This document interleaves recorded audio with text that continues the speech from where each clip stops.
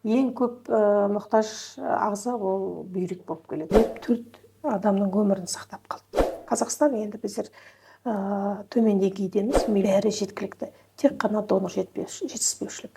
Егер бүйрегін сатқысы келеді, кредитім бар еді, бәлен бар еді, ондай не ете алмаймыз. Жүрек, өкпе, бауыр, бүйрек, ми өлімі болса, рұқсат деп.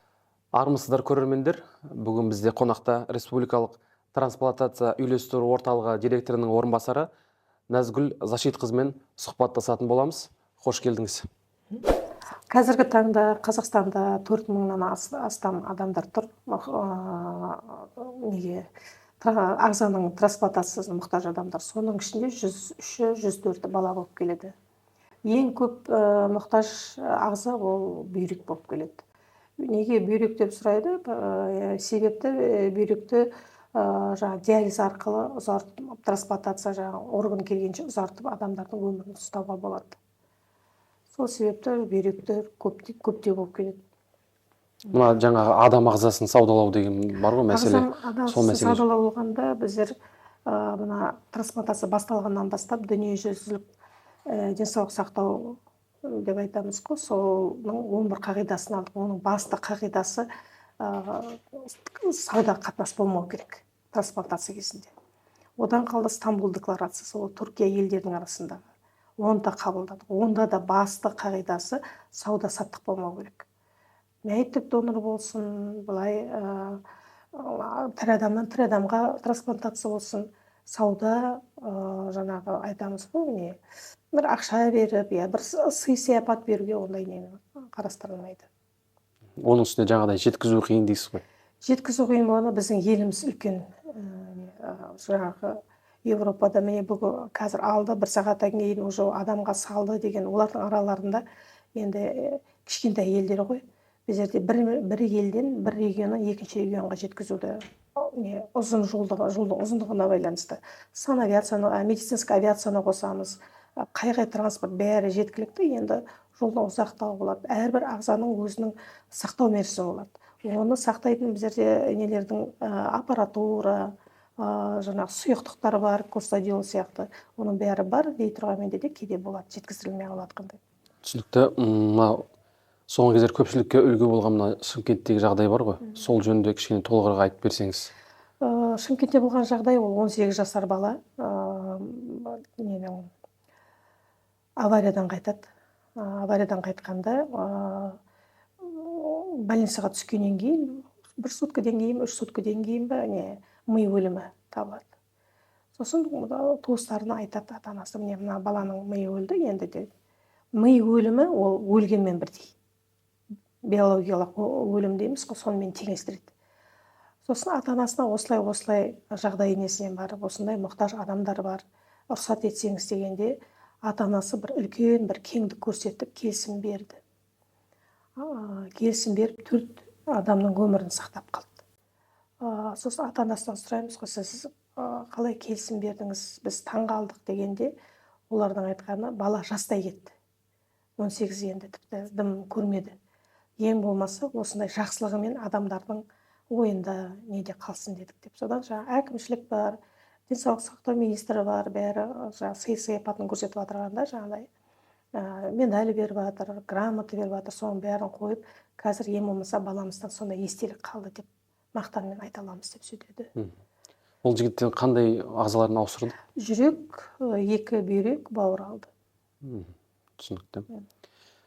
Жалпы адам ағзасын ауыстыруда қандай мәселелер болуы мүмкін? Мысалы, адам ағзасын ауыстырды, оған күтім қалай жасалады? Ертең қандай мәселелер болуы мүмкін? Күтім мәселелері болғанда ол өмір бақилық дәрілер қабылдайды, трансплантация өткен адамдар. Бірақ біздерде айтып отырып қой, жаңағы бүйрегін ауыстырған пациенттеріміз уже әйел адамдардың айтам, олар босанып жатыр. Одан қалды біздерде правительственный пациентская организация дейміз, өмір сенімі, өмір тынысы. Олар кәдімгідей спорттық сайыстар өздерінің арасында жүргізеді. Одан қалды европейский нелерге қатысады, Бұл айтайын деп отырған себеп трансплантациядан кейінгі кәдімгі өмірге келу мүмкіндік бар деген сөз. Жалпы мынандай термин бар ғой, адам жаңағы ағзасын қабылдамай жатыр, денесі қабылдамай жатыр деген. Ол қандай жағдайда айтылады, мысалы, не үшін қолданылады? Ондай жағдай болады ма? Қай неде жаңағыдай медицинский вмешательство дейміз ғой, медициналық араласу кезінде оның әрбір өзінің бір нелері болады, асқынулар болады. Сол асқынына трансплантацияны асқынуларының бірі отторжение дейміз, қабылдамайтын. Сол организм қабылдау үшін жаңағыдай ұзақ дәрі қабылдайды деп айтамыз. Сол дәріде де көмектеспей, дәрінің қабылдағанына қарамастан ағза қабылдамайды. Қандай жағдайларға алып келуі мүмкін? Температура көтеріле ма, жүрек айни ма, тағы не болуы мүмкін мысалы? Температура көтеріледі, ауырсыну сезімі болады, лабораториялық өзгерістер болады. Оны әр ағза, жүректікі өзінікі болады, бүйректікі, бауырдікі өзінің белгілері, клиникалық белгілері болады. Қазіргі Қазақстан медицинасы ағза ауыстыруда, қалай айтсақ екен, дәреже деңгейлері қалай? Көп адам, қазір шетелге мысалы кету азайды ма деген секілді. Дүниежүзілікте ең алдында келе жатырған Испания. Олар миллион адамға 42 трансплантация жасалып жатыр. Иран мұсылмандық ел. Оларда миллион адамға 12 трансплантация болып жатыр. Қазақстан енді біздер төмен деңгейдеміз, миллионға 0,2. Ол трансплантацияға келу жасау жағдай ма, немесе оларға қалай айтсақ екен? Мұқтажы ма? Мұқтаж. Жасау жағдайы. Жасау жағдайы, түсінікті. Жалпы трансплантация қазір донор адам ағзасы 4000 адам мұқтаж деп жатсыз ғой. Бізде адамдардың келісуіне не кедергі? Неге адамдар көп келісе бермейді? Түрлі кедергі. Біреу жаңағы дінаралық дейді. Біреулер енді қалай дейін түсініспеушілік де мүмкін. Біреулер бізге ешкім түсіндіріп айтпады деп жатады. Түрлі жағдайлар. Тек қана осы себептен болып тұр, сосын адамдар қарсылық білдіреді деп айта алмаймыз. Ол себептердің бәріне жаңағыдай біздің ұжым бар, трансплантологиялық нелер бар, денсаулық сақтау министрлігі бар, бәрі жан-жақтан енді жұмыс жүргіздіріп жатырмыз. Балалар донор бола ала ма? Жоқ, біздің мемлекетте балалар донор бола алмайды. Былай, қан рет тапсырса да, ағзаларды тапсырса да ешқандай донор бола алмайды. Ешқандай донор бола алмайды. Донор болған кісіге кейіннен ол кісілерге күтім жасалады ма, мысалы? Мысалы, бір адам бүйрегін берді, ол кісілерге мысалы... Ол да дәрігерде бақылауда болу керек. Одан қалды, ол донор болар алдында тексерістен өтеді. Ол мына ақшасын бергеннен кейін өзі не болып қалмау керек, мүгедек болып қалмау керек. Оның бір өзінің жаңа экстрагениталды ауруы болып, бір донорлық болса, оның өміріне, денсаулығына қауіп болатын болса, ол донор бола алмайды. Түсінікті. Онда бөлек комиссия қарайды. Комиссия қарайды, мына бүкіл анализдерін береді. Сосын ол туысуы керек, міндетті түрде. Міндетті түрде туысуы керек па? Неге? Сол сіздің неміз қағида нелеріміз сондай. Туысынан табылмай жатса, басқа біреуде болса, болмай ма сонда? Болмайды. Болды мына сату несі болмау керек. Адам ағза саудасына қарсы бір әрекеттер ма? Менің досым, біздер білмейміз ғой, тексере алмаймыз ғой. Туыстығын тексере аламыз. Түсінікті. Сол себепті жаңағыдай мен біздерге нетіп атады, сұрап атады, осы сіздер сияқты журналистер. Біреу бүйрегін сатқысы келеді, кредитім бар еді, бәлен бар еді, ондай нете алмаймыз. Бізде жалпы жаңа бүйрек өткізгенге нормативті құқықтық актілер қорғап тұрады. 20-дан астам біздерде нормативті құқықтық актілер бар. Әр мына донор болдым дегеннен бастап, соның мәйіттік донор болсын, туыстық донор болсын, соның бәрін қорғап тұратындай. Соның ішінде дәрігерлерді қорғаймыз. Жалпы бізде қан тапсырған кезде қаржылай кішкене болсын көмек көрсетіледі, беріледі ғой.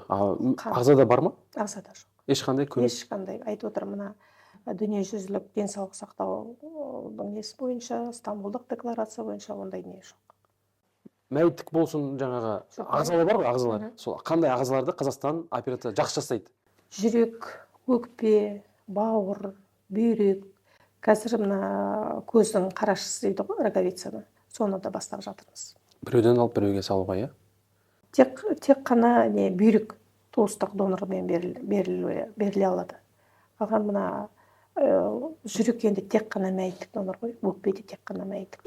Бәрі жеткілікті. Тек қана донор жетіспеушілік. Егер мына бастап кезде 12-ші жылдан бастап біздің трансплантациялар басталды. 17-18 жылдары жылына 70-80-ге дейін баратын еді мәйіттік донор.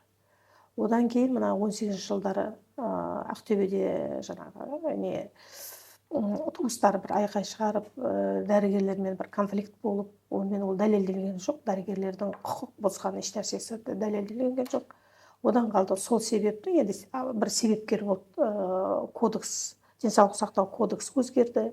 Жаңағы туыстарынан сұрайды, сосын или келісім беру керек, немесе отказ, қалай деп айтады оны, бас тарту керек. Соның екеуі біздер тек қана біздің мемлекетте соның екеуі де тіркелген. Басқа мемлекеттерде или келісім бересің, немесе бас тартасың. Сол себепті одан коронавирус қосылды, сонымен қазір жылына тек 5-6 донор болады. Бізде түсінбедім, шетелмен қандай айырмашылығы? Жаңа бізде басқаша деп айтыңыз. Бас тарту, волеизъявление ғой, бас тарту немесе келісім беру керек. Шетелде қалай? Шетелде или келісім береді, или бас тартады. Разница жоқ қой деп отырғаным ғой. Жоқ, разница бар. Отказ, например, шетелдіктерде тек қана отказ тіркейді. Мен тірі кезімде жаңағыда келісім берем деген сөз. Келісімі бар ма, болды, олар ала береді. Немесе отказ, жаңағы мен тірі кезімде сен отказ беру керексің, бас тарту керексің. Бас тартпасаң, сен донор болып есептелесің. Бір орында тұрған жоқпыз біздер. Мына мәселені дүниежүзілік деңгейде де көтереміз. Содан мына дүниежүзілік сақтау ұжымы келіп, именно религиозный конфессияларды жинады. Мұсылмандар кірді, нелерде, буддисттер кірді, иудейлер, православие, католик бәрін басын қосты. Сонда бүкіл дүниежүзілік неде мұсылман болсын, православие болсын, олардың бәрі ғылыми жөнде бәрін дәлелдеп берді. Жаңағыда ми өлімі болса, рұқсат деп. Аллаға, Господь дейді, оларға адамның тек несі керек. Бізде діни жағынан кімдер, халық қолдамай ма, немесе біздегі мүфтият қолдамай ма, қалай? Пәтуа берілгені бар шығып, болды емес па? Пәтуа берген, олар діни думб дейміз ғой, олар өздері деңгейінде жауап береді. Бұнда діни несін емес, адам ретінде жауап несе беру керек. Мына Иран, Катар, Саудовская Аравия, оларда Аллаға жан керекті, тән немесе қайта Мадия сүресінде сен адамның несін жан нетіп алсаң, сақтасаң, или құтқарсаң, даже бір адам құтқарсаң, сен пәлен сауапқа жазыласың. Қайтыс болып отырған адам көп та, бірақ неге жетіспеушілік әлі болып тұр деген мәселе болып тұр да? Бұл жерде 50-60 донор шығады, потенциальный донор. 45-і қарсылық білдірді, алып кетеді. Қалғанын үші келмей қалатыны бар. Сәйкес келмей қалатыны бар. Сөйтіп келіп. Сәйкес келмейді. Енді білсен, бір адамда енді жаңағы жас балдар болса, енді ондай тілемейсің, бірақ сондай болса, 5 ағзаны алуға болады. Көп адамдар енді ауру адамдар больницаға просто түспейді ғой. Аурумен түседі. Ол өмір бақи дәрі ішеді, ондасы оныкі жарамайды. Ол мына тек ағза болса тек сала береді деген емес, бізде трансплантологтардың өздері бүкіл сараптамадан өткізеді анализдерін, қандай ауру болды, не ауру болды. Ол жаңа келісім бергенде де сен донор боласың ба, бола алмайсың ба, ол не қалай адам, несі инфекциялық ауру, онкология келмейді. Біздер олар донор бола алмайды. Балаларды тіпті жасалмай ма ешқандай? Балаларға, например, үлкеннің бүйрегін бере аламыз. Үлкен адамнан жаңағыда алып, бауырды сала аламыз. Бірақ баланыкін балаға сала алмаймыз. Сұхбатыңызға рахмет. Құрметті оқырмандар, тағы да басқа сұрақтарыңыз болса, төменгі пікір ретінде қалдырып кетсеңіздер болады. Алдағы уақытта тағы да өздеріңізбен бірге кең көлемде сұхбаттасатын боламыз.